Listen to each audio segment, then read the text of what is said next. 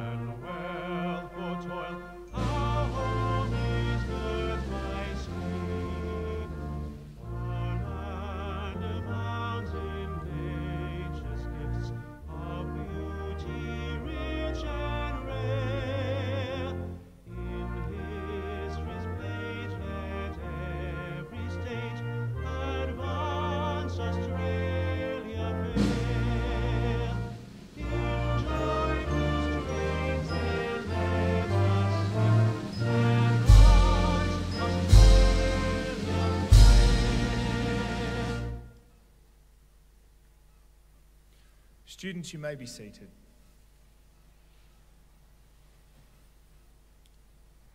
The Australian War Memorial was the vision of Charles Bean, Australia's first World War official historian. Bean landed with the troops on Gallipoli and stayed with them at the front through to the end of the war.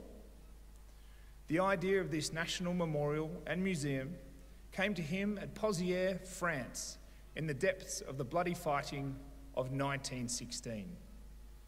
Bean's idea was that this would be a place where families and friends could mourn loved ones buried in faraway places. It would also be a place that could help all Australians understand what these men and women had endured and what they had done for us. Bean's vision, to which we remain true, is best expressed as inscribed in the entry to the memorial's galleries.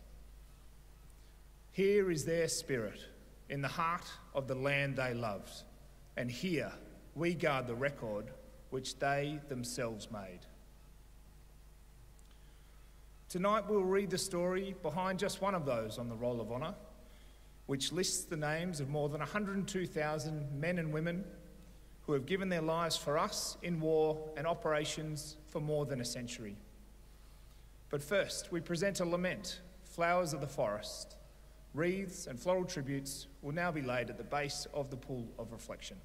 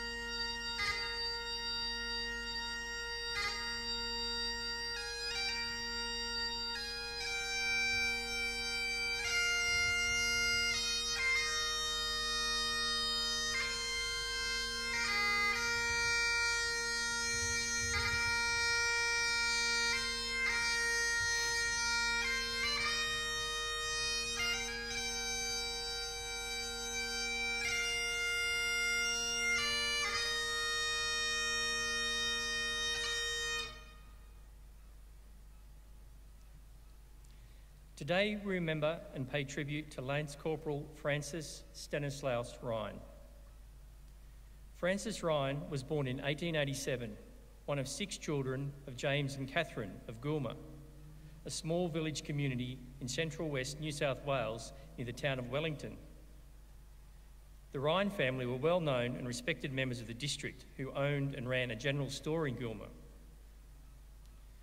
Known to family and friends as Frank, Francis Ryan attended the local public school and boarded at St Stanislaus College in Bathurst before returning to Goulmer, where he and his older brothers ran the family business. Francis was also a councillor at the Wildra Shire Council, where he was held in high regard. Francis's older brother, Ambrose, had enlisted in the Australian Imperial Force in 1915 and would serve in France with the 8th Battalion. Perhaps motivated by his brother's example, Francis followed suit in September 1916, enlisting in Bathurst 1 month before the first conscription plebiscite in Australia.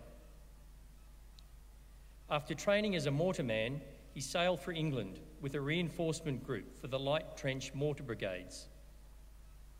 He spent the following months carrying out further training on the Salisbury Plain in England, whereupon he was transferred to the 1st Battalion and sailed for France in November 1917. Frank joined the 1st Battalion at Verlingham on the Franco-Belgian border, just days after it had been relieved from the bitter fighting near Ypres, where the Australians had suffered over 38,000 casualties in just 8 weeks. Along with the rest of the 1st Australian Division, the 1st Battalion spent the following winter in the relatively quiet Messines sector, where at one point Francis met his brother Ambrose and posed for a photograph in one of the rear area villages. Francis went on to fight near the town of Strzelecki during the German Spring Offensive in April 1918. He was promoted 2 months later before participating in the counter-offensive that came when British and Dominion forces broke through German lines at the Battle of Amiens. Throughout August 1918, Australian troops spearheaded the Allied advance along the Somme River and were in contact with the retreating Germans almost on a daily basis. They were capturing more ground than any other time during the war, a sure sign that the fighting would not last for much longer.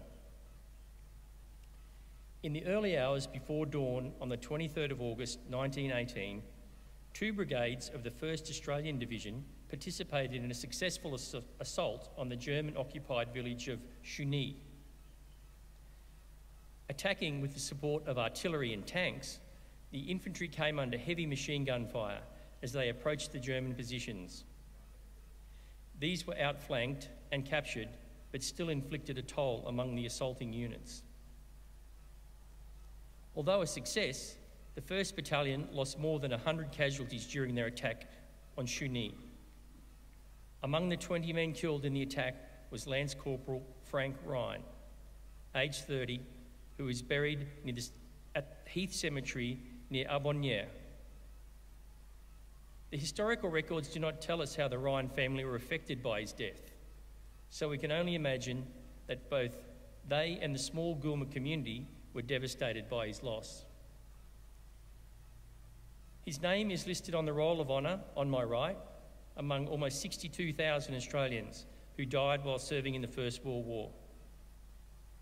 His photograph is displayed today beside the pool of reflection. This is but one of the many stories of service and sacrifice told here at the Australian War Memorial. We now remember Lance Corporal Francis Ryan, who gave his life for us, for our freedoms, and in the hope of a better world.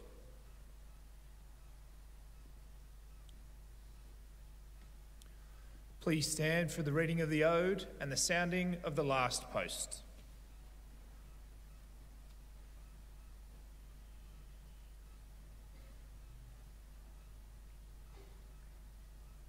They shall not grow old, as we that remain grow old. The years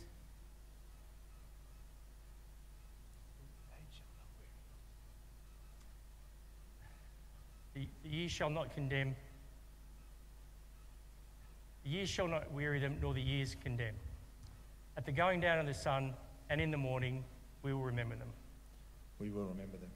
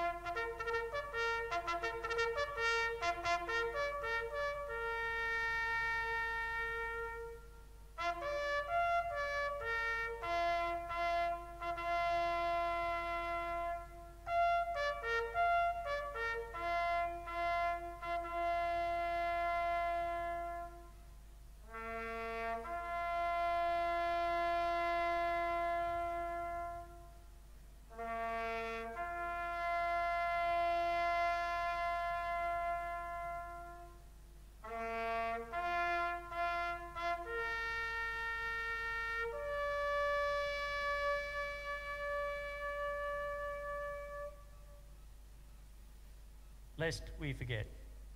Lest we forget.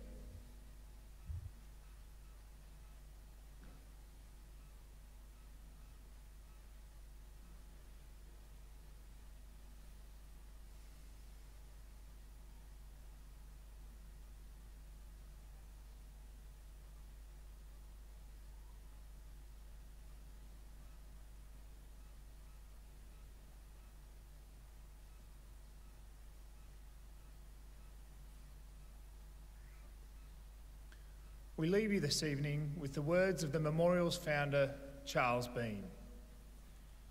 Many a man lying out there at Pozières or in the low scrub of Gallipoli, with his poor, tired senses barely working through the fever of his brain, has thought in his last moments, well, it's over. But in Australia, they'll be proud of this. Ladies and gentlemen, girls and boys, that concludes the last post ceremony. We thank you for visiting the Australian War Memorial and wish you all a very good evening.